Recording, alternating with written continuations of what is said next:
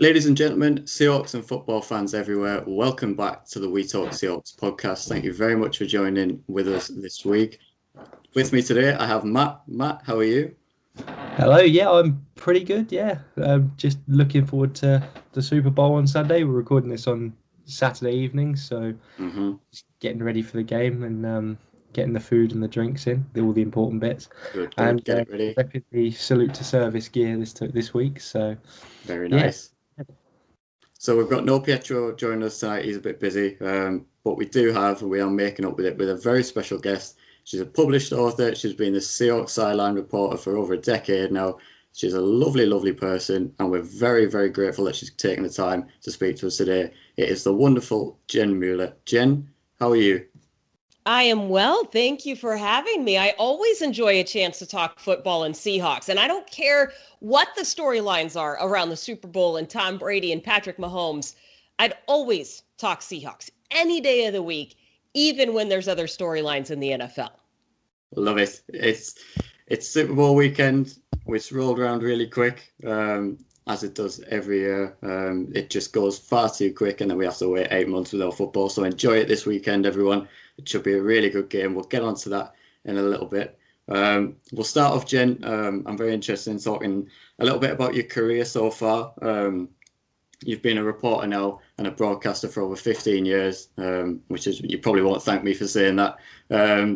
But so how did you sort of get into journalism? How did the sort of the role with the Seahawks develop, and how did you find your interest in journalism and broadcasting? Yeah, I was encouraged by a high school guidance counselor when I was a junior in high school to maybe think about broadcasting because of my ability to talk and to do it in front of people without seeming to be fazed by that. And I thought it was a ridiculous suggestion because who knows how to become a broadcaster? I mean, that's just not something that you think of as a career option. Certainly not if you were a female, and certainly not in the mid 90s when I was having this conversation. But when I kind of looked into it, I went to a school that had a broadcast journalism department. I went to Southern Methodist University in Dallas. And once you start taking the classes, it just kind of steps you through the career path, right? I mean, you take the classes, you get the internships, you get your first job, and you just work your way up like any other job. I knew that sports was always going to be my area of interest and focus because I was an athlete growing up. I love to talk about sports, and it just seemed like more fun than talking about news or politics. And so you just kind of figure out what those steps are in order to get into the field. Now, getting to be in the Seahawks organization, that's a slightly different story. So I was behind the scenes for the first 7 years of my career. I was a sports producer. That was the job that was available. And I wanted to stay in the industry, and I was working in Seattle. And I thought, man, if that job of sideline reporter ever comes open, I would love a chance to audition for it. Mm-hmm. And I also thought I was uniquely qualified because I spent 10 years as a high school football official. So I knew that Wow. I had a different niche than other people who wanted to do that job.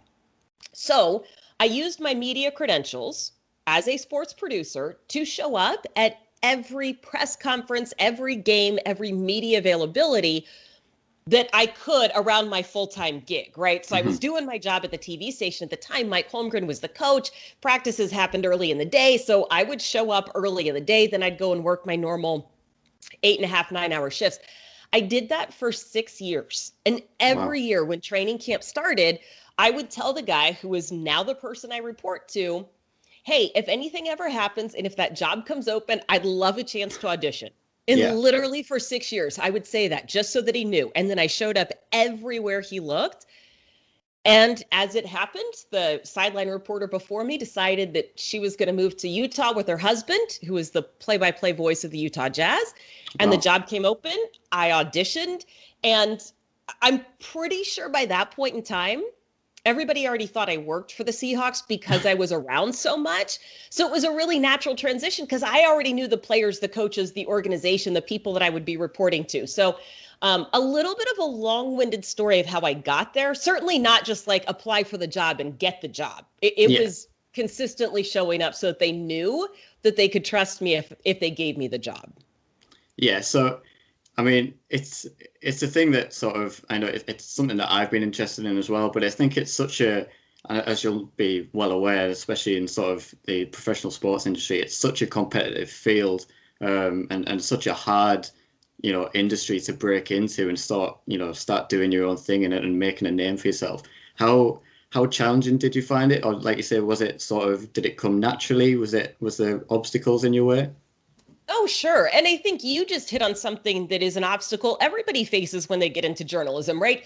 It's hard to be recognized. It's hard to get to the point where you don't have to worry about juggling 3 jobs. I mean, one of the things that keeps people out of the industry, very talented people, is you have to be able to live on not very much money for the first several years. I worked 3 jobs for the first 10 years that I was in the industry because I needed to pay for a house and, car and gas money and all of these things. And I know a lot of people who just can't, right? For whatever reason, right? It's exhausting, it's tiring. And I think that's one of the biggest obstacles to entry for anybody. If you're not a former athlete, like a big time former athlete, it feels like you are toiling away and nobody's paying attention to you, right? And then you get the gig, right? And I became the sideline reporter for the Seahawks, or I was on the television broadcast for the Mariners for the first time. And people think, well, where did she come from? Right? Like, oh, like she just appeared on the scene. It's like, no, you people have no idea what I've been doing until 3:00 in the morning at the TV station, trying to put together a resume reel that you would take seriously enough to give me a job. So I think that's certainly a big obstacle. It's crazy hours for not much money, and you have to be a self-motivator and your own cheerleader to keep showing up with the energy and enthusiasm that you need to do the job. I mean, like I say, we had the brilliant Rob Staton on last week, at BBC Sports, editor and broadcaster as well from our neck of the woods. And he was telling the story of having to go in and do the scores and the BBC broadcasting work after, I think it was about 5:00 in the morning, the morning that the Seahawks lost the Super Bowl to the Patriots.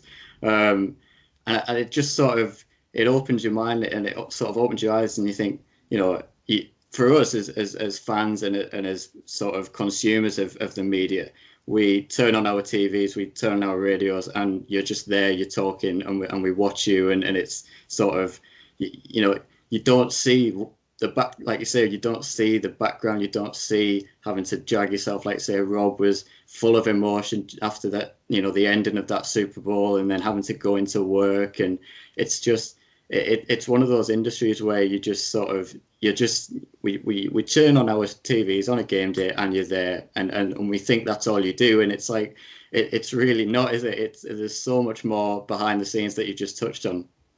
Yeah, it's if the game starts, so here in the States, our Seahawks games would start at 1:00 in the afternoon, right? Mm-hmm. I'm usually at the stadium by 10:00 in the morning, and I don't leave until about 3 hours after the game, right? Wow. That's just game day. And that's not the hour or so that I spent reviewing notes and things before I went to the stadium. Yeah. And you've spent all week doing things so that time that you are on the radio is like locked in, right? Really good and locked in. The other part of that, so when you talk about the Seahawks loss and going to work the next day, try going into the locker room after that one and having it be your job to get interviews with those guys, right? And I realized that not all media members have my experience because I work for the team, right? So I have a different relationship there. And I do have a lot of emotion. Those guys in the locker room, they become my friends. I've got my go-tos, right? That I know I can count on for an interview at any point in time. When you walk in and you see them emotionally, upset or distressed, you kind of take on that emotion. Mm-hmm. You're on a plane with them after a tough loss. They're passing you. They're passing me when I'm sitting there in my seat. The relationship part of my job makes it super rewarding. That's what I love about it. Yeah. It also makes it really hard at times because I don't just get to leave and go home and pretend like, oh yeah, it's no big deal. No, it's a big deal, right? I kind of saw the aftermath of whatever happened in the game, in the locker room and on the plane and on the bus. I think that's a great point. Like say for us as fans, we can just, after a big loss, we can turn off our TVs and just try and forget about it and block it out. Whereas, like you say, these players are your colleagues in a way, that they're your, they're your, like you say, they're your friends and they're your colleagues. So it must be so much harder to sort of disconnect and sort of, leave, that phrase of leaving work at work and don't bring it home. It must be so hard for you to do that. Well, it is. And again, there's some really good things about that, right? I love what I do and I don't mind that.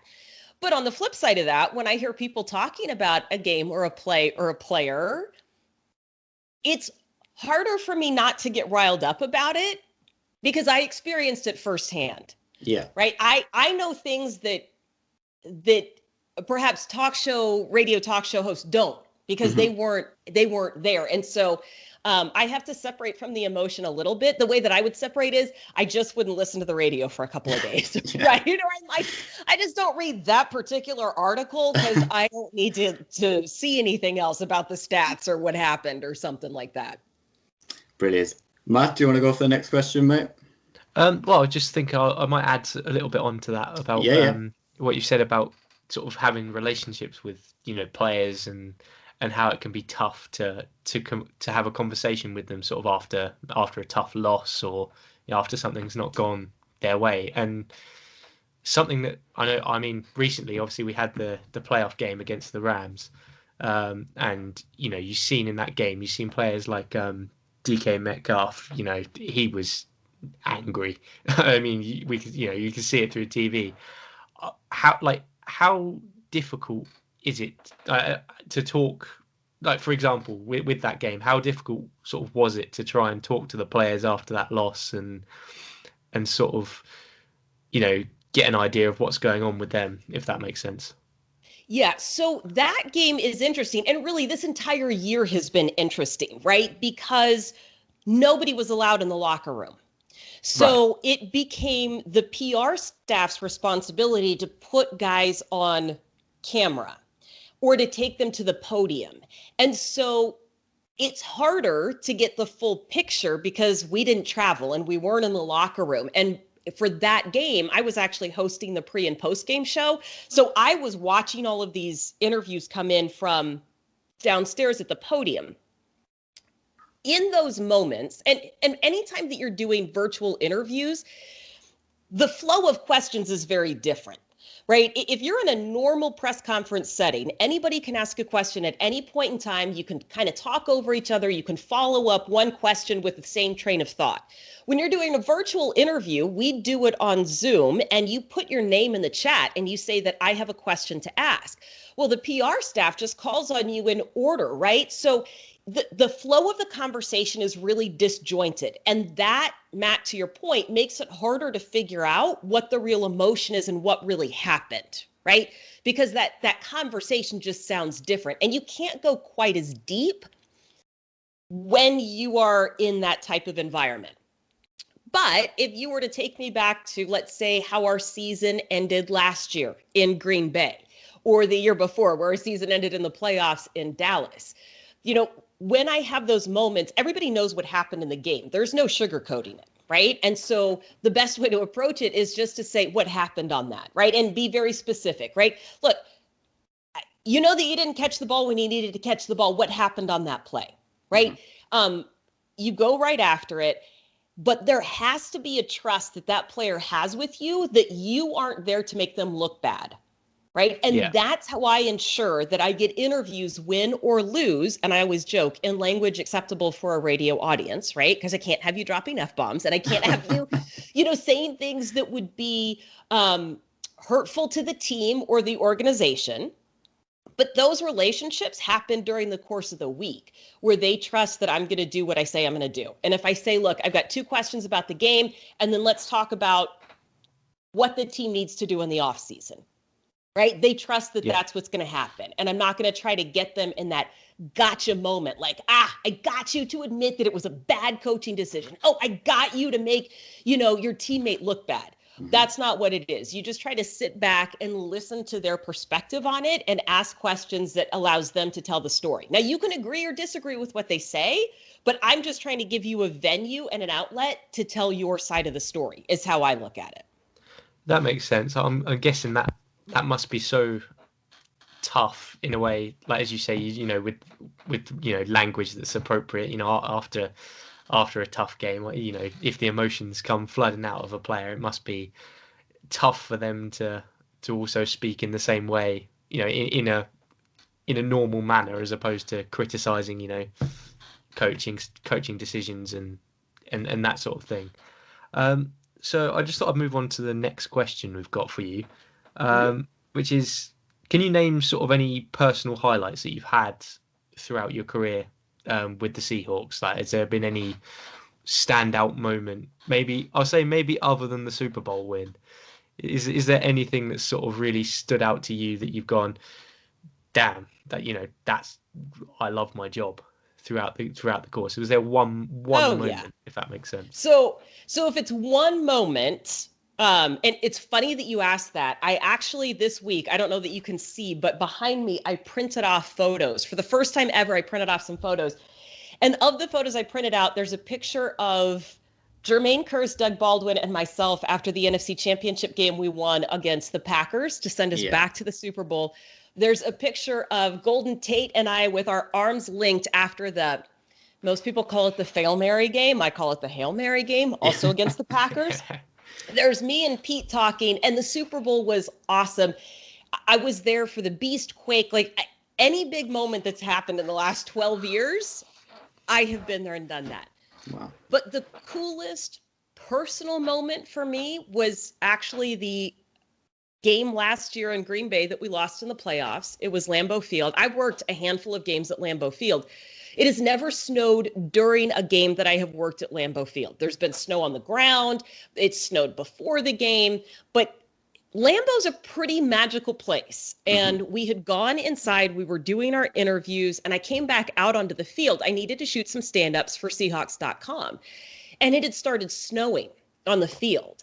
And even though we were disappointed at the end of the season, my photographer and I just kind of looked around and was like, man, this is kind of cool. Yeah. And Pete Carroll had passed me in the tunnel going down, and he saw that I was getting ready to shoot some stuff, and he passed me, and then he started calling my name, and it was like, Jen, and I was like, yeah, what's going on, Coach? And he came back down the tunnel, and he said, hey, do you have a camera over here? And I said, yeah, I got a camera over here. And he said, how about if we stand and do an interview, which Pete never does. And we stand there, and he said, why don't you ask me about the season? And and he fed me like 3 questions, because I didn't need this interview, and he had never, ever done this before. Wow. And he fed me like 3 questions that he wanted to talk about.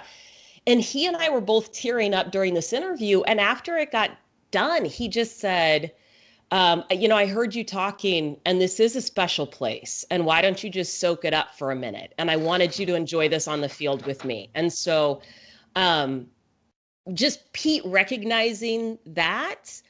And I passed him when we got on the plane to leave. He sits in the first row, and I was walking past him, and he said, I hope that interview was okay. And I said, thank you so much for that, Coach. That meant a lot. I never would have stopped to think about that moment. And he said, you deserved it. And I'm glad that I could give that to you, because it is special. And you're a part of the team. So like that whole thing, even though it wasn't football related and it was after a loss, I will always remember and cherish that conversation. That's amazing. Hearing that story there, I was slightly confused at first when you said it was after a game that we lost. I was like, hey, what's that all about? But no, that's unreal. That's an amazing story to hear. And as you say, I bet that's so rewarding to have, him just come up to you and go, oh, do you want an interview? Like that gave me goosebumps just thinking about it. Same here. Oh, that's amazing. That's all from me on that one, I think. So was there, I'll follow up on a little bit more on that one, Jen. Is there sort of like to be on the sideline for a moment like the Beast Quake, that is just such a synonymous moment in not just Seahawks history, but in NFL history? It's, it's one of the greatest moments in NFL history, in my opinion. Are you sort of like aware of the moment that you're in? Do you kind of get lost in it? Is there any time that you forget what you're doing and why you're there and just become a fan? Is it hard to sort of remember what you're there for as a reporter? It's almost the other way around. Wow. So it's different being on the field, right? And when it's happening in real time, you recognize that it's an impressive run. But you also have to recognize I'm 5'4", so I'm short compared to these guys. And I am running down the sideline. I'm trying to keep up with Marshawn. I can't. Wow. So I'm running and you're moving and I'm missing all of the blocks, right? Because it's part of my job is to get to the point where I can see if there happens to be a close play at the goal line or on a sideline where I would have like an actual view of what happened and then I could report on that. Yeah. So in the moment, you recognize it's an impressive run because I can hear Steve calling play-by-play in my IFB, right? Yeah. But it's not until they showed the replay on the video in stadium that you recognize, from a higher viewpoint, what it is that Marshawn had done. I will say, when you're on the field and 68,000 fans at now Lumen Field are jumping up and down, it is deafening. Mm-hmm. And it also throws off your equilibrium because so you're standing on the field, right? And you look up and everybody is bouncing up and down. And when everybody is bouncing up and down, it makes it feel like you're riding a wave, even though you're standing completely still. And even when you're at the game, you know that was a big highlight. You know that was a big turning point. But when you get out of the building and you watch it on national highlights and you hear what everybody else is saying, now you realize how big that was. Like that Fail Mary game that everybody talks about with Golden, I had it called a touchdown because of a personal experience I had as a high school football official. Mm-hmm. I had it called a touchdown just based on a rule interpretation. I did not realize until we got into the locker room and until I could hear the conversation that everybody else was having, how controversial it was. Because we don't see the national broadcast, right? And you're just listening to Steve Rabel say, touchdown Seahawks. I'm not seeing the 15 different plays or replays that everybody's seeing at home. Yeah. So it's almost like you're in that moment, you're doing your job, and you truly become a fan afterwards. Having said that, when there is a really big play, you never scream in a press box, right? A press mm-hmm. box is really sterile. It's really quiet. Being on the sidelines, it doesn't matter if I scream as long as I don't scream into an open microphone. Like nobody can hear me. It's just part of it. So I have in fact yelled and or cheered on a big moment on the sidelines just because I can and because the emotion took me in that moment.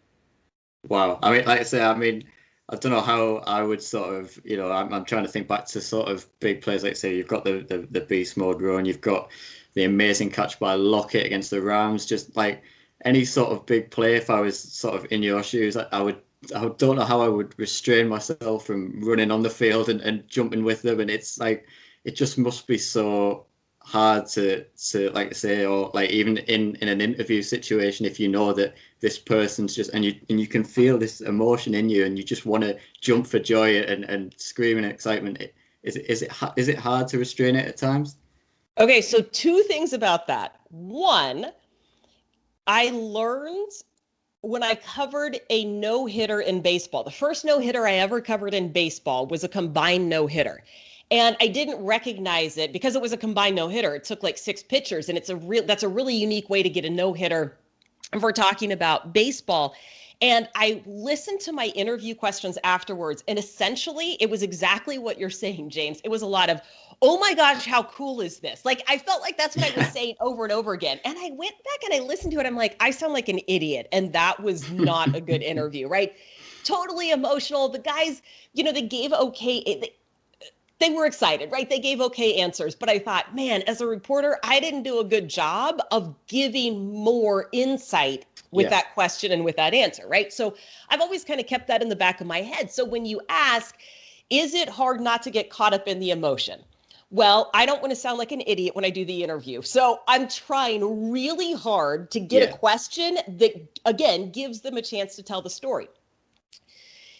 I do run out onto the field. If it is a game-winning play, if we win with a last-second field goal, if we win, Jacob Hollister last year, 2 touchdowns against Tampa Bay, huge, right? One of them happens as time expires.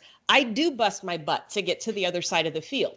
And you realize very quickly that large men wearing helmets and pads can't see you and don't care. So you can get knocked around pretty good in that pile, which will keep you on the sidelines a little bit longer. Also, those guys are still athletes even after they played an entire game. So I did, in fact, strain a muscle running after Sebastian Janikowski one time. I have been out of breath trying to chase them down onto the field. You think that you're going to have enough emotion to get all the way across the field or all the way down to the end zone, and you have no idea how hard it is to sprint like that and then catch your breath before doing an interview. So all of those things are true. And once you experience it in real time once, you realize that, okay, wait a minute. I cannot hang with the big boys in this situation. I need to stay safe. Yeah. Brilliant. We'll move on. It's been, in this week, it's been, as you'll be more than well aware, I saw it on your social media sharing it as well, and I imagine you're a big supporter of it, International Women in Sports Day this week. And it must be, I'm interested to hear your opinion in sort of, obviously, you, like I say, you've been in broadcasting for 15 years now, there or thereabouts. How have you seen the sort of growth in female job opportunities in the NFL and the world of sports? And, how is it more accepted now? Is it more, are there the same challenges 15 years ago as there are today for women in sports? Well, I think the challenges have changed, and I do think that there's a lot more acceptance. So I've actually been in broadcasting 20 years, and I've been on TV and radio for about 15, right? So if you take it back, which makes me even older, but if you take it back, right, to the mid to late 90s when I had identified I want to be a sports broadcaster, essentially the feedback I got was good luck. We don't know if that's ever going to happen, right? There was only a handful of women doing sports around the country at the time. Now, they were doing it in pretty high-profile jobs, but there was definitely no guarantee that I was going to be accepted as a sports reporter or a sports broadcaster. Also, it was unusual to see women on the sidelines then. So every time you walked into a locker room, it was like, well, what is she doing here, right? And it's not that I was... that's not always a bad thing, right? But there was part of this, okay, you got to prove yourself over and over and over again on behalf of what felt like kind of all women everywhere.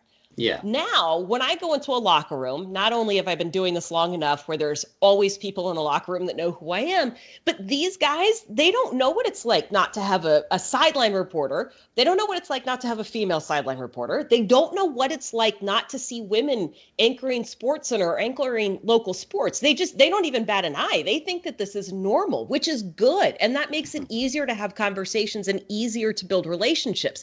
There certainly are more women working in sports. And I think there's more opportunity, partly because of digital, right? Yeah. Every NFL team has digital departments. Every media outlet has a digital department. They've got digital reporters. So now you're not vying for just a handful of jobs. You've got a lot of opportunities that are out there. You've also got a lot of women who have played sports, right? And so that also becomes another avenue for being accepted and finding your niche and your role there. It's hard to be successful in this industry, whether you are a female or not. Like we talked about, it takes a lot of grinding. It takes a willingness to not make much money, to work nights, weekends, and holidays. It's tough for everybody.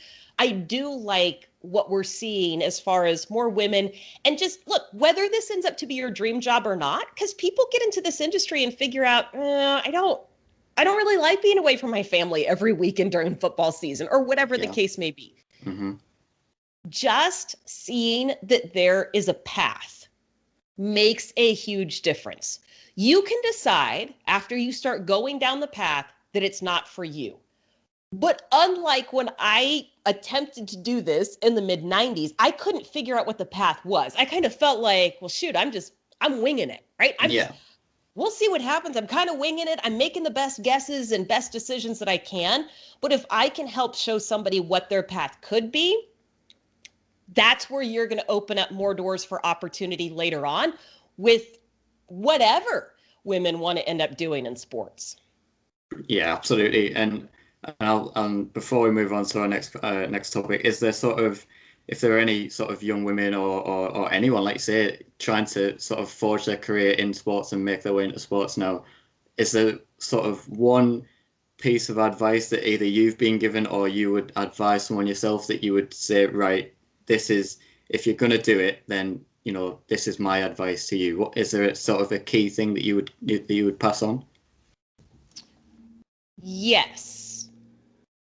I would say, number one, figure out what your niche is going to be. Right. Right. So if you already have, if you were already a collegiate track athlete, please focus on track, right? That it doesn't make any sense not to use that and not to leverage that. Yeah. Number two, commit to thinking that something good is going to happen tomorrow, right? You're not always going to love every opportunity that you get, but you shouldn't miss the opportunity, right? So for example, one of the jobs that I had was working in the PR department for a minor league baseball team one summer that I was in college. Part of that job description was clean the stadium after baseball games. I scrubbed toilets and I cleaned the stadium. And I did not like doing either of those. But what I did like was the opportunity to work in a PR department. And somewhere along in my crazy mind, I convinced myself it was going to be really good tomorrow. Like the next day was going to be really good. And so in those times where you think that it doesn't matter, again, you got to play that game with yourself and be competitive enough to keep showing up with that same enthusiasm. And then the third thing is this: recognize that credibility doesn't get built overnight, and it just takes time. That's the thing I asked my mentor over and over again. And I would say, look, I just want people to believe me. I just want them to respect me. I just want to do the job good enough that they know that I should be here. And he said, well, then like, just keep doing it. I'm like, no, there's got to be something else. Like, how do I prove to them? How do I establish credibility? He's like, you just keep doing it. It takes time. And I thought he was blowing me off, and he's not. And so if you don't feel like you have the credibility, this is all part of the process, right? So don't get discouraged if somebody doubts you early on. You're going to have to prove it to them over the long haul. And so perhaps those three pieces of advice will just recognize that if you're getting into the industry, there's going to be challenges. It's hard for people to succeed, but know that once you're on the path, again, it's part of the process. Just play it out, find something to work towards every day. And one day you'll be able to look back and go, wow, I made it like 15, 20 years. I don't know how that happened, but it happened. Fantastic. Matt, if you want to go for the next one, mate. So we just wanted to talk about the books that you've written and also that you've founded Talk Sporty to me. Have you got any sort of explanation as to why you did those things and what motivated you to write the books and start Talk Sporty to me? Well, I could tell you that it all falls in line with being told that I talk too much as a kid, and I just wanted to create more opportunities to talk. But I was an accidental entrepreneur. I didn't intend to start a business. What I intended to do was find a way to help people use sports in conversations that they were having, but they weren't utilizing sports fandom to its full potential, right? So sports fans are not just fans on game days, right? You aren't just a football fan on Super Bowl Sunday. If you were a football fan, you were a football fan all year long, right?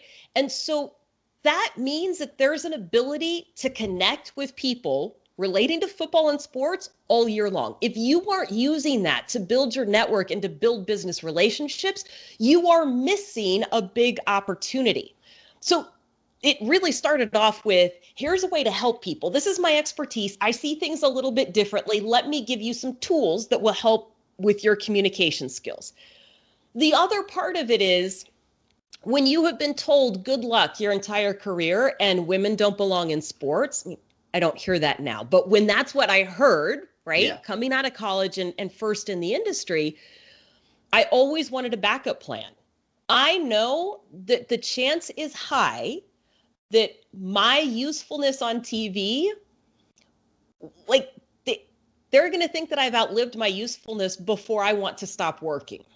And what I don't want to find myself is in a position where I don't have anything to fall back on. Yeah. Right. Sure. This is a way that I can in some ways, control my own destiny. Right. I know that I have something to fall back on because, again, in the back of your mind, if you're always thinking, well, I could lose my job tomorrow or next week or next month, that's not a very fun feeling. But yeah, Talk Sporty to me, it's different business communication skills. And Matt, I'll go one step further and I'll say, I've read a lot of business communication books because I am fascinated by the conversations we have. I know the power of them, and yet not a single one of those books will tell you how to have the conversation you need to have. They'll all say it's important to communicate, to which I would say, no kidding. But if you don't already have the verbiage or the strategy, they can't provide it to you.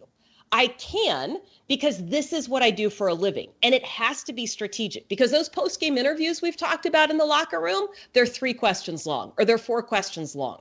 You better believe that I know how to get that story in 4 questions. When I'm doing a sideline radio hit, that's 15 seconds. That's 3 sentences. And I don't get any more time than that. So I have to be very intentional with the messages. When I'm asking a player for an interview, there is a right and a wrong way to do it. And right way would mean that we are both in agreement as to what's happening, how long something is taking, when it is happening, what we are talking about, right? If you can cover all of those things in 15 seconds, I can get the interview, right? And all of this translates to business. If you cannot concisely deliver a message, if you cannot make the ask in a way where somebody is going to respond, you've missed an opportunity. And I'm sure you can tell I'm getting a little bit on my soapbox here, but we take for granted the conversations that we have. We take for granted that people can read our minds, and we take for granted that people are going to respond regardless as to what it is that we say. Right? We think that any conversation is a good enough conversation to say that we're communicating. When the truth is, you need to be really thoughtful and really intentional in how you approach conversations, how you approach relationship building, and how you approach the questions that you're asking. Brilliant. As sort of a follow-up in terms of that, and in a similar sense is the question that we asked about the personal highlights of your broadcasting career. Is there a sort of a moment that you're most proud of in terms of, after establishing Talk Sporty to me and doing your books, or is, have you heard from someone who has been inspired by you? Is there sort of a personal highlight from that side of your career as well? Yeah, one of the strategies that I teach people is to have a success statement ready to go. A success statement is an answer to how are you that's better than good or great or fine, right? Because we would all say, hey, how are you today? Hey, James, it's good to see you. How are you? And then you would probably say, good. I'm all right. Yeah. I'm all right. I'm all right. Right. And then you would say, hey, Jen, how are you? And I would say, I'm good. And then we would both sit there and look at each other. Yeah. Right? Because we don't know where the conversation should go. So I teach people, and I promise this has a point that answers your question. I teach people to have a 1-sentence statement that's ready to go. Right? Yeah. And I call it a success statement. And if utilized correctly, you can spotlight exactly what you are most proud of. Right? So if you were to ask me today, I would say, hey, I'm awesome. I'm not only recording this podcast, I've got another one set up next week, and I've got a client that's looking at doing an online event in a couple of weeks, right? Yeah. Now you've got something to talk to me about, and I have just told you what I am proud of.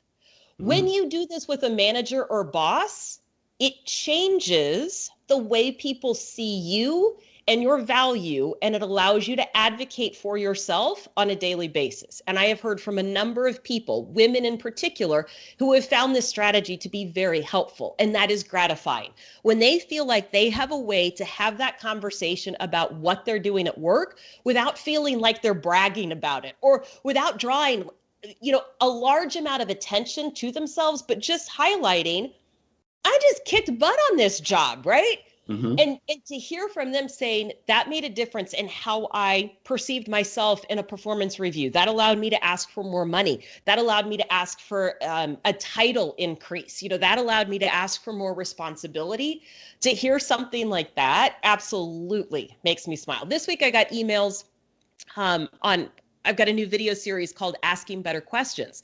Yeah. And some of the feedback from the series is I'm having shorter meetings that are more productive. I just got more time back in my day. And to hear that, because I don't know what you're going to do with that extra time. Maybe you're spending time with your family. Maybe you're sleeping more. Maybe you're working out. It doesn't matter. But more time, anytime I can give that back to somebody, it's thrilling. So it is fun to hear reactions from how people end up utilizing the strategies.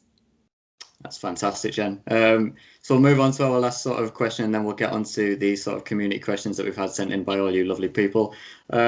It's and we've got to bring this up. It's been the hot topic of 2020, and it seems like it's never going to end. Hopefully, with the vaccinations and everything like that, and you know, we'll be seeing the back of COVID very soon. But I'm interested to see from a sort of like I say, a broadcaster's point of view, and someone who is, you know, their line of work has been directly disrupted entirely by this COVID-19 pandemic.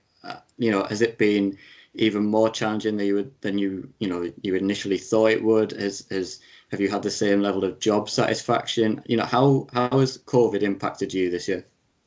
Yeah, it was really stressful, particularly at the beginning of the football season. So I had adjusted a little bit. We had done all of our Mariners broadcasts virtually. So I had an idea of what was coming.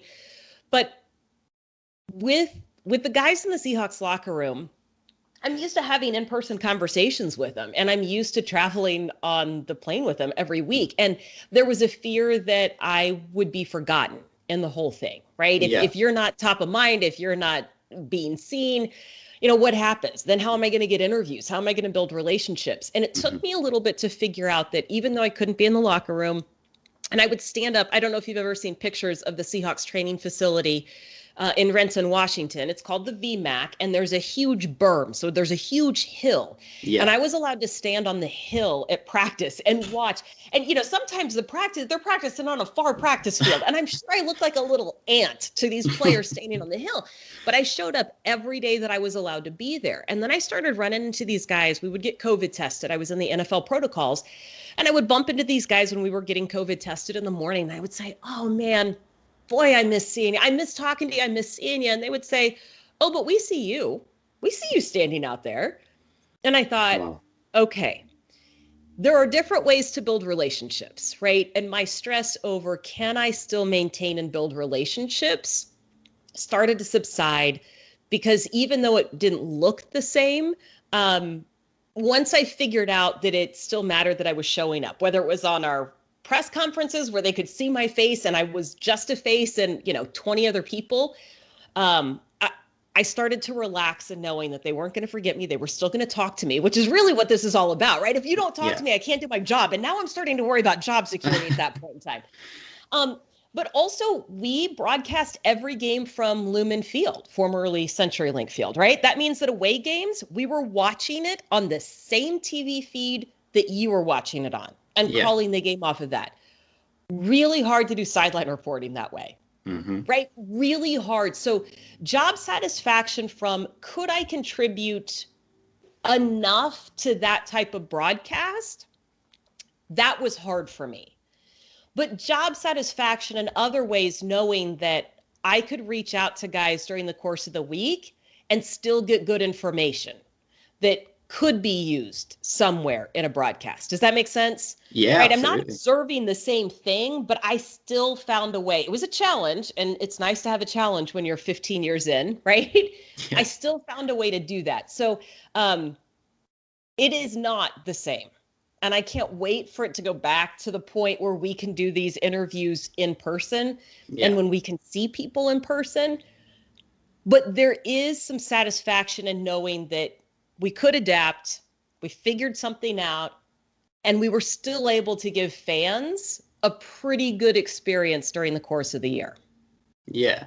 And in terms of the Seahawks in sort of their performance in managing COVID, I think they've notoriously been sort of, I think I might be right in saying that they had no positive COVID tests on no sort of COVID list guys this year. Would you put that down to sort of like the culture around the team and Pete Carroll and the players buying into sort of taking these measures? Yeah. In fact, Pete addressed it a number of times saying, look, this is no different than any other competition. Part of the competition this year is against COVID, and we compete all the time against everything. And so, yeah, they turned it into, if you want to win the season, if you want to be successful on Sundays, you're also going to have to win in these regards. So they had really strict protocols, really strict testing. And yeah, not a single player tested positive. We had a couple of false positives, but not a single player tested positive during the season. The only NFL team to do that. Yep. Fantastic. And like I say, I think the Seahawks and the NFL in general deserve massive credit for, getting this season on and not having any games abandoned. And, it's been hard as fans and obviously as, reporters and everything this year. But I think we do have to take our hats off to not just the Seahawks and the NFL, but for giving us football this year in a year that it could very easily have not happened at all. And we could have had a year off completely. So hats off to everyone involved in the Seahawks, hats off to yourself, to the NFL, everyone involved in that. So we'll get to the community questions now. Harry sent one in. We've sort of touched on it a little bit, so I'll kind of rephrase it for him. He's asked, what is the best interview you've ever done? But I know, like you say, you've mentioned some of the interviews, like the Golden Tate one that after the Phil Mary.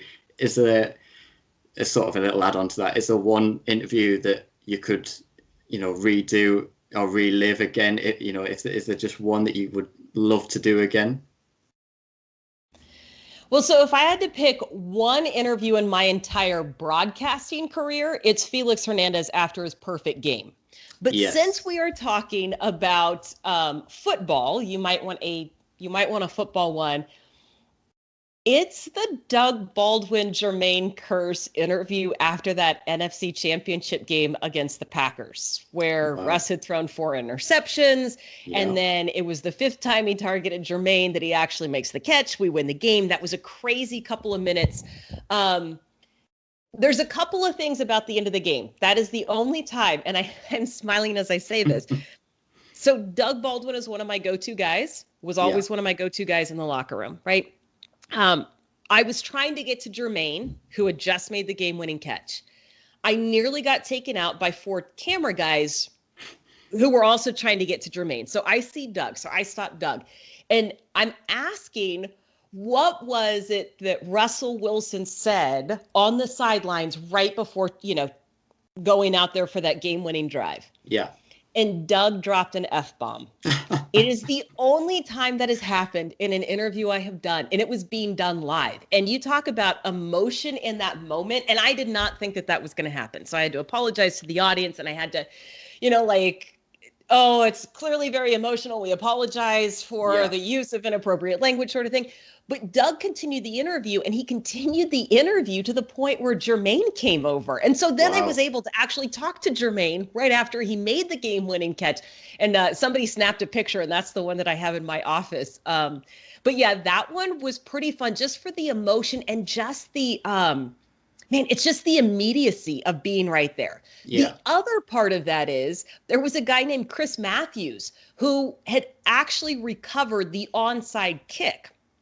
I had been working really hard to build a relationship with him because he wasn't a big time, he wasn't a big name player on that team, but I was working really hard to develop a relationship. So when everybody wanted to go and talk to Chris, who they hadn't talked to all year long, it was very easy for him to say yes to doing the interview with me and to smile while he was doing it, because I had told him while I was building the relationship in the locker room, someday I'm going to come and I'm going to do a post-game interview with you. And so when I showed up in front of him, he just smiled and he knew what was going to happen next. And so there was a very gratifying part of you put in the time to build that relationship, and then you see it all pay off in a big moment. Wow. That's, like I said, it must just be, like you say, an amazing moment to know that, you're on the field after that, that's a franchise moment. It's part of Seahawks folklore, it's part of Seahawks history, like I say, and it must just be an amazing feeling to know that you are, I am talking to these people who've just made Seahawks history. It must be amazing. It is, and a locker room is just like any other environment when it comes to personality types, right? Yeah. So I think I love being part of the team. I love being in the middle of the action. I love being on the field. But when you talk to players in the way you know they need to hear it, right? Because there's introverts, there's extroverts, there's guys who like to talk, there's guys who would never talk about themselves. They'll only talk about their teammates. There's guys who give short answers and long answers, and knowing what to do in that moment to put them in the best position to tell their story. Yeah. There's always kind of that underlying thing of, did I make you look good? Did I get the story? Does the audience feel satisfied with that answer, right? Mm-hmm. But did I give you a chance to tell the story in a way that you feel comfortable? And so I think there's always kind of that underlying thing of, that makes me feel good because I know that I did my job.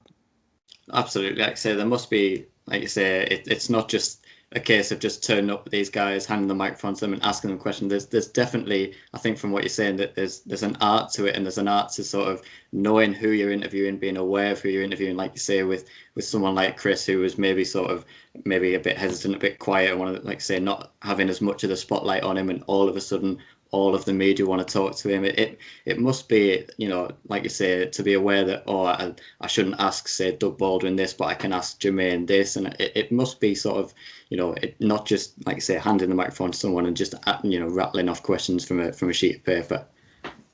Yeah. And I'll tell you another one. How about the flip side of that? When you talk to guys before they get big, right? So yeah. Richard Sherman, before he was Richard Sherman, people don't remember, it took 3 injuries for Richard Sherman to get on the field full time, right? Mm-hmm. And before he was a household name, he would come up to me and say, hey, are you going to interview me today? Come on. I got some stuff for you. Interview me today. Wow. And so even though you had other guys who played bigger roles in the game, I would go over and I would do an interview with him because I knew at some point in time he was going to be the playmaker, right? There was a pretty good chance, but you can't ignore guys, and you can't just talk to guys when you need something, right? Yeah. You have to be talking to them along the way. You have to give them a chance, right, to be in the spotlight for a minute if you're Richard Sherman, right? Before anybody knew who you were. And so, I mean, that went on the year that he started, he would come up to me all the time. He'd be like, I got some good stuff for you. And nobody would go over and talk to Sherm, but I would go over and talk to Sherm, and then 1 or 2 people would go over. When he got to be Richard Sherman, I could no longer talk to him because there would be 25 people around his locker, and I could not get in to talk to him. Or he would be at the podium in the other room, and I'm still in the locker room doing interviews, and he would always come back in, and he'd give me a hard time for not being in the room with him, which he knew what I was doing. But he would give me a chance to ask him questions if I still needed them. He would say, hey, do you need anything? Like it was this reciprocal, I could see, I know that your arm wasn't long enough to get the microphone in. Do you need something? Because I'll hang around and I'll give you a few questions. So wow. It's, you always want to talk to the guy who made the biggest play, but you got to keep in mind the guy who's coming up next, who's going to make that play in the future. Absolutely. Over to you, Matt. Jen, you mentioned just a minute ago about sort of interviewing players that gave sort of longer answers and some that would maybe give out short answers. And as soon as you said that reminded me of the video of the Marshawn Lynch interview where he answered every question with just, yeah.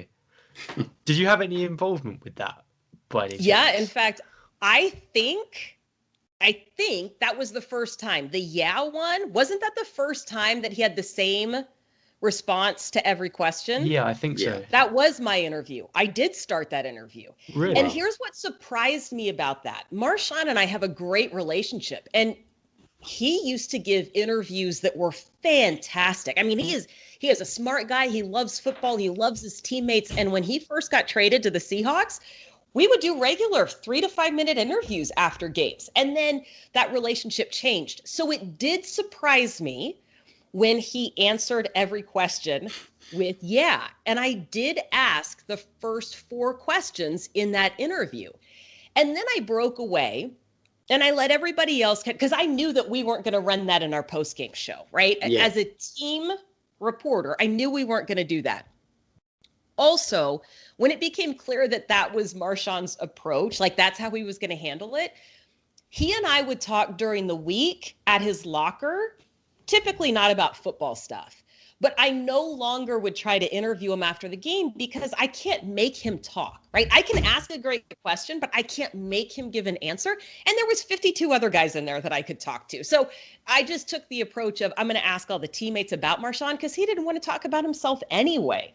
But yeah, it did surprise me. I thought he had some good ones. And I tell you what, the discipline that it takes, people can say that he was a jerk. He wasn't a jerk. He's a great guy with just a tremendous he's got a tremendous mind and just his insights and wisdom.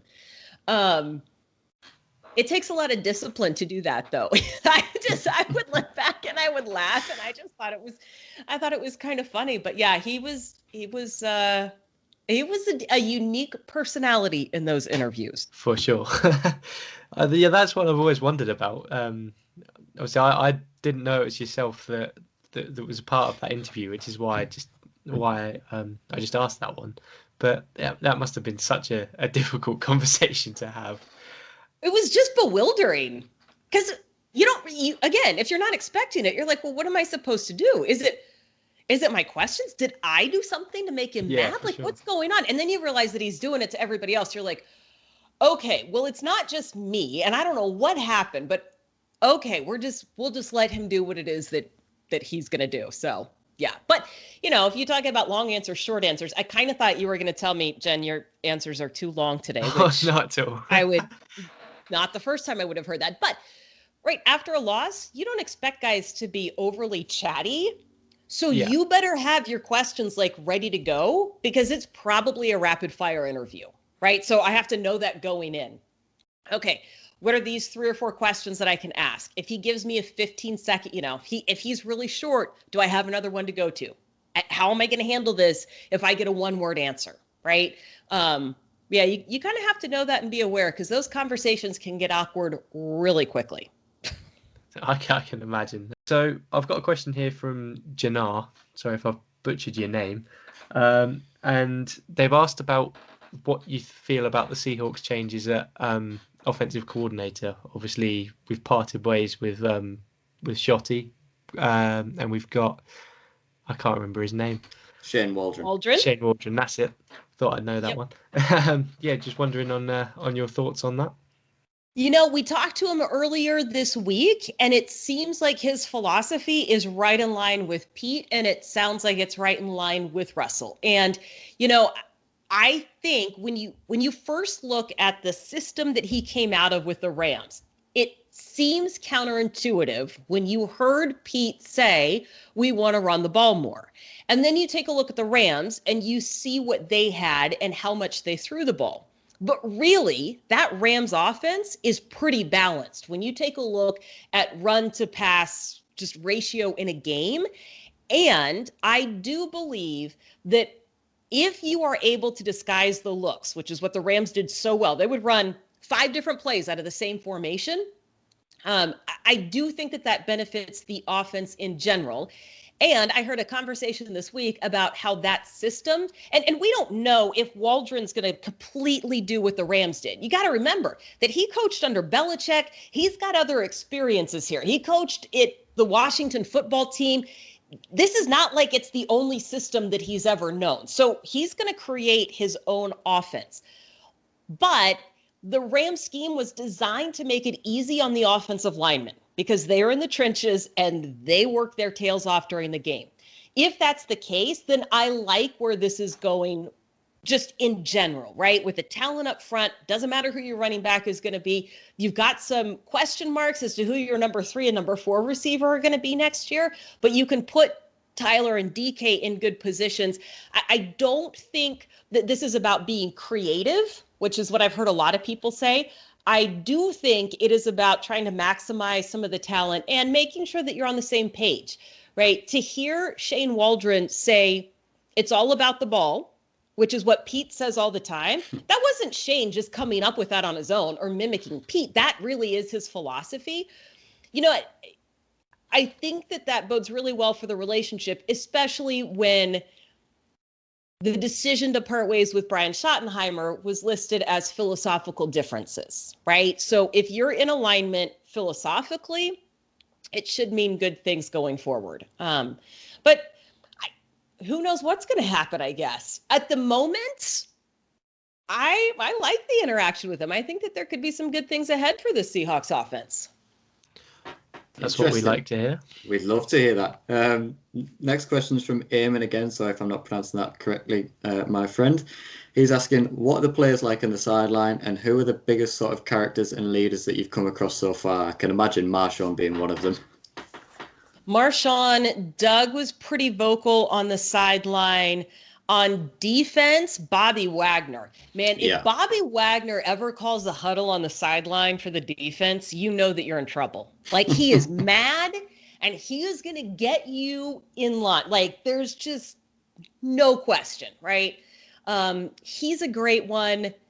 KJ is another one. KJ Wright. If KJ starts yelling, you know that you are way past the point of when you should have been yelled at, because if KJ's not happy, anytime, if you watch Dwayne Brown closely, generally emotions are pretty like even keeled during the game. But Dave Wyman, the color analyst, will say, you know, like, if Dwayne's mad and he comes over to the sideline, Dwayne will say, like, the ground is afraid of Dwayne right now. You know, like, no, like, inanimate objects don't want to be anywhere close to him right now. But yeah, Marshawn eating Skittles, that was always a good one on the sidelines. Doug would get animated. Yeah. Yeah, and then my interaction is a lot with the snapper and kicker and punter. I'm trying to stay out of their way. So, you know, John Ryan was a character during games. We would chat on occasion after plays, different things. So, yeah. Fantastic. A little quick one before we get to Matt's final question, just from me.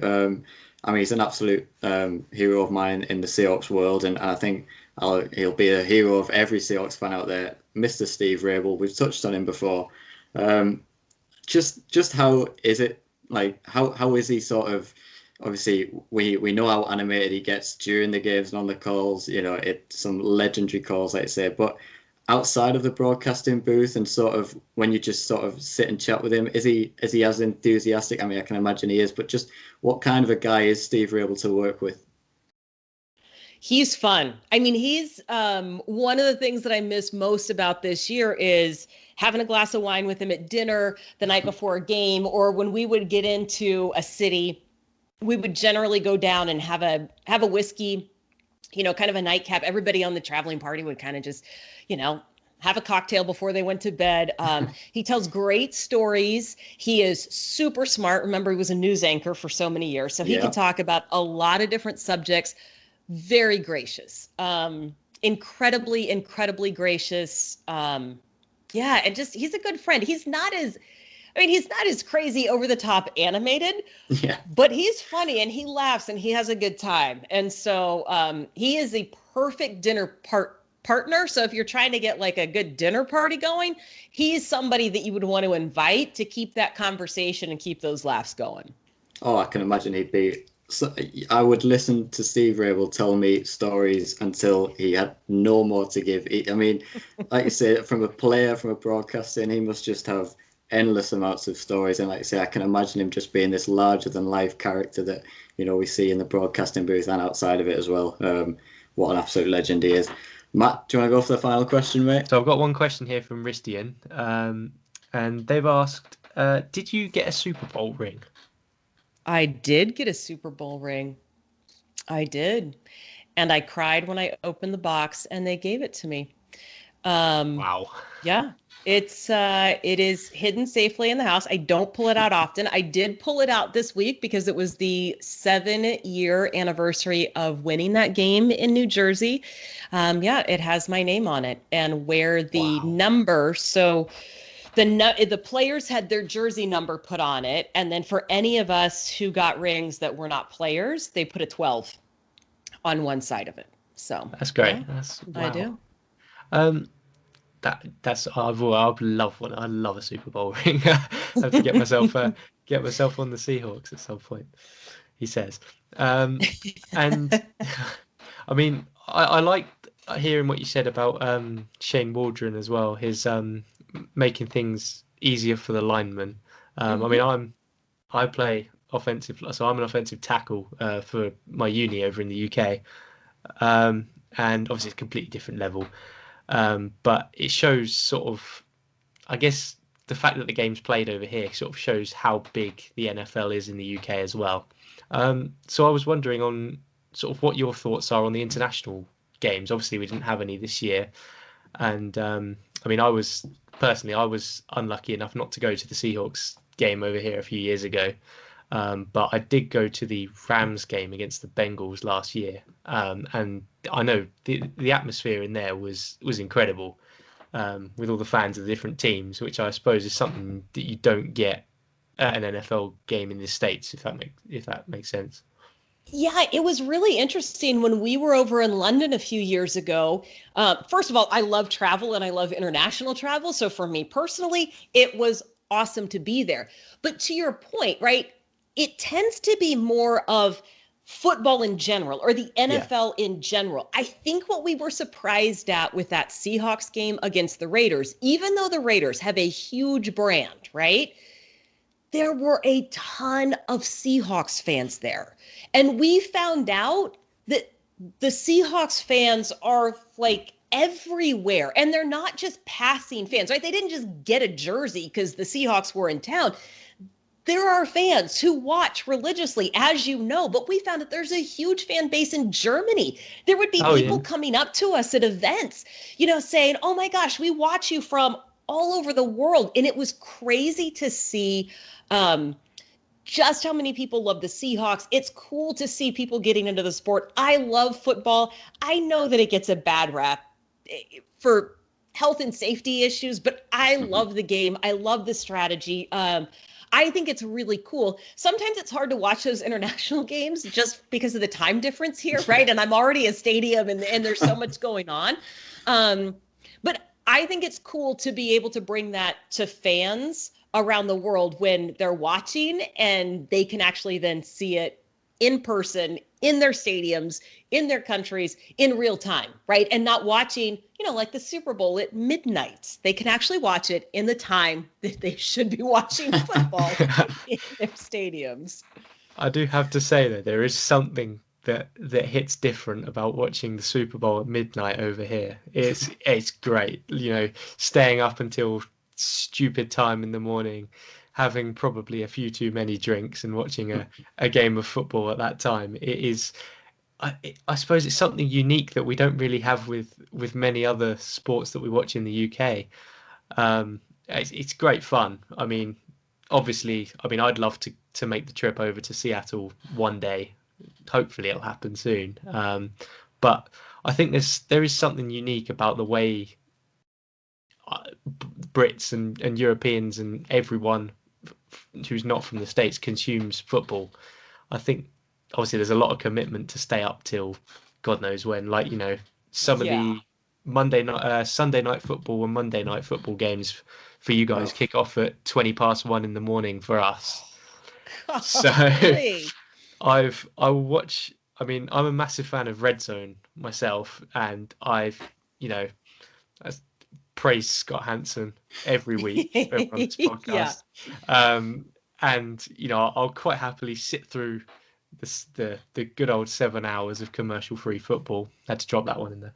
And then sit around for a bit and then watch the Sunday night game until 4:00 or whenever it is, and then get up for uni the next day. So it's I guess it's a strange way for us to watch football over here. But it's glad to see that. Well, I'm glad to see that someone like yourself really enjoys the London games, and I think there's a game in Mexico, I believe, as well, isn't there? Yeah. So it's good to see that they have sort of a good rep, because you do hear some bad things about teams don't want to give up games in the States because their home fans don't get to see it. But I suppose the fan base has grown massively around the world recently. It has indeed. Yeah. Absolutely. Like I say, I think, I was lucky enough to go to the Seahawks game in 2018 against the Raiders, obviously my first ever game and everything like that. And it is one of the highlights of my sort of, sporting, life and sort of following teams and stuff like that. It absolutely is a highlight of mine. So and like I say, without the international games, it's something that I wouldn't have had the opportunity to go and see at that time, and without paying the thousands to go over and make the trip to Seattle, which we will do at some point, because Lumen Field is just, we have to go there. I know you do as well, Matt. Oh yes.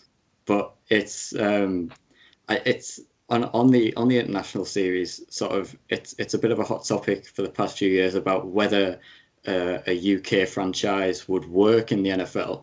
And I'm interested to see your perspective. I mean, from my perspective, it's a tough one, because I think the fan base would the fans are there for it. But I think when you talk to a lot of UK fans who already follow the NFL, they already have their teams. And, yes, we'd probably root for the UK team, but, I wouldn't sort of, just drop the Seahawks and start following the UK team.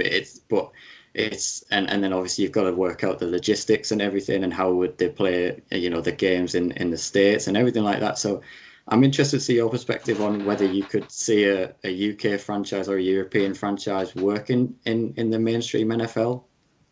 Boy, it's interesting that you mentioned you already have your teams, right? Mm-hmm. And you're not necessarily looking for a UK team. This is clearly way above the people making decisions about this are way above my pay grade. I think that you would have a really hard time getting the Players Association to buy off on that, because it is the logistics. And I realize that, for Seattle to go to London, that is a long flight, right? But if you're on the East Coast, that flight is actually to London from New Jersey? That's shorter than it is to fly from New Jersey to Seattle, right? So wow. It's not the travel as much as it becomes just everything else, right? Around how you get paid, around where you stay. You can't have your family over there necessarily if you've got kids that are in school. So they're going to be back in the States. It's hard to get back and forth, right? Like during the week. Then now you've got to deal with a whole bunch of other things. I don't know that the Players Association is going to do that. And also your salaries would look different, right? Taxes look different. Your salaries would have to look different. Does that put the team in the UK at a competitive disadvantage, right? Because what happens then? Are you getting compensated, right, in US dollars, but it translates differently over there? I don't know. To me, and again, this is just me having experienced one international game, it seems like having an international series is still the way to go. But yeah. I have learned never to say never about these things. Absolutely. Like I say, it's an interesting one. It'll be a topic that'll go on for, until it's finally resolved. Like I say, I can't see it happening myself.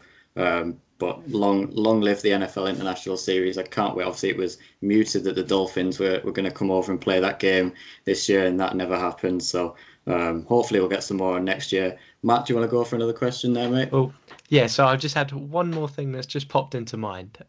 So over here in the UK, obviously we don't get as much access to players and coaches, and we can't go on a training, we can't go and visit the training camp, for example, nice and easily. And so I was lucky enough a while ago to win a signed DK Metcalf jersey in a raffle, which is framed on my wall. I'm staring at it right as we speak.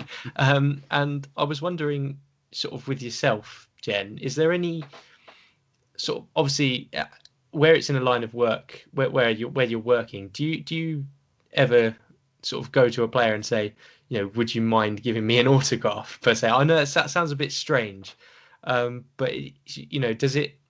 Were you as starstruck as we would be, sort of, when you see, when you go up to Russ, for example, and have a conversation with him? Do you ever get starstruck in that way, and sort of have ask for autographs and things like that, just out of interest?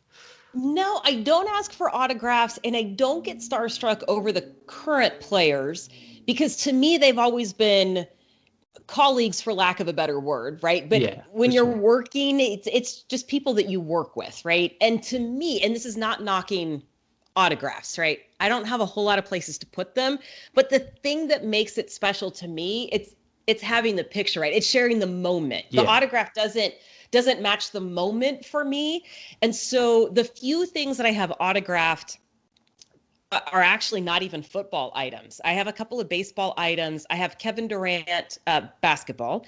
He signed the box score. I had printed off. I was covering that last game that they had at Key Arena before the Sonics left town. And he and I were walking out together, and I had him sign the box score from that game. So I have a half crumpled up piece of paper with Kevin Durant's signature on it. I had, when Ken Griffey Jr. was playing with the Mariners, he had made ties that had Ichiro's face on them, because they all had to, it was required that they had to wear ties on the plane. And I said, well, I made some comment about a tie or something. I don't know. And he signed the back of it and gave it to me. So I have a tie of Ichiro's face with Ken Griffey Jr.'s signature. Like, just random things that you wouldn't have otherwise. I'm not really starstruck. When I met Ken Griffey Jr. a little bit, because I'd watched him play when I was growing up, right? So sure. It's Jerry Rice, right? When I met Jerry Rice, well, that's different, right? Because I watched him for a long time. But the current players, I can certainly appreciate that DK Metcalf is a specimen, that Russell Wilson is one of the greatest players in the NFL, but it's a little bit different. Yeah, I was just interested in that one. I mean, I kind of sort of expected that would be sort of how you viewed it, but I didn't know if there was, a little feeling of, oh my God, if I mean, a lot of our guys over here, when they come over for the international games, you got people lining the departures lounge at airports. I mean, I imagine you've seen that, and the number of people who would, what people would give to be within that vicinity of players like Russ. So I guess it's a completely different world from a fan's perspective. Yeah. Now, on the flip side, if I ever interview like musicians, now I'm starstruck, right? So Mike McCready from Pearl Jam lives in Seattle and regularly comes to games, and we'll do interviews because he's throwing out a first pitch or something like that. First time I talked to Mike, I'm like, oh my gosh, like what am I supposed to ask you, right? It's different. Athletes, not so much. But like legit rock stars, now I start to get a little tongue-tied. Brilliant. And we'll wrap it up with, it's Super Bowl weekend, so we can't let you leave without a little prediction. If you want to do what our friend Rob did last week and just say both teams, and then we'll cut out whichever one loses and make you look like a genius. Now that's just cheating. That is cheating. So we'll press you for an answer. Chiefs, Bucks, who are you taking? I am taking the Chiefs. I'm taking the Chiefs. They're going to be the first team to win back-to-back Super Bowls since Tom Brady did it with the Patriots back in 2005. So I'm taking the Chiefs. They're getting all my support. You don't have to cut it out. That's how strongly I feel about Sunday's game. Yeah, I'm with you on that. And I think even with the few injuries that they've got in notable positions, I can definitely see the Chiefs. I mean, Patrick Mahomes is just... I mean, you run out of superlatives to explain Patrick Mahomes. Matt, have you got a bet on? Have you got a prediction for the Super Bowl? We've had a bit of a conversation at work. I've got two friends. I've got a Patriots fan and a Steelers fan at work, and we've had the discussion for the last week as to what colour the Gatorade is going to be. That's a big one. I'm not sure. We've gone for blue. That's interesting. Have not even thought of that. So there's actual official odds on it on. Yeah. Oh, yeah. That's one of those prop bets. I'd almost be willing to. I would bet orange on that one. Actually. I would go with the standard orange. I would think, because I wouldn't think they would just be allowed to do red because it's Tampa in Tampa Stadium. Yeah. Right. I would think. I don't know. Boy, now I'm really going to be paying attention to that. Well, I mean, I've got the program in front of me, and I'm looking at there's a Gatorade advert. I'll show it to you here, and it's got red, clear, and orange on it. So there's no way it's going to be clear because it's going to look too much like water. So we can rule that one out. So, but I'm not. I reckon I'll rule out red because both teams play in red, and maybe orange. I'm not sure. We'll go with orange. You can't go wrong with orange. Interesting thing to look out for. That's the main one. Very interesting. I think that brings it to an end. this has been absolutely fantastic. Thank you very much, Jen. Thank you very much, Matt, for joining us. And like I say, this was, you didn't have to do this. You've taken your time out of your day. And like you say, we've got you up nice and early. So enjoy the rest of your day. Thank you to everyone who's listening. We've talked Seahawks, and this has been absolutely brilliant. So thanks again, Jen. Thanks, everyone. Yes, thank you very much. Thanks for having me, guys. Thanks, Jen.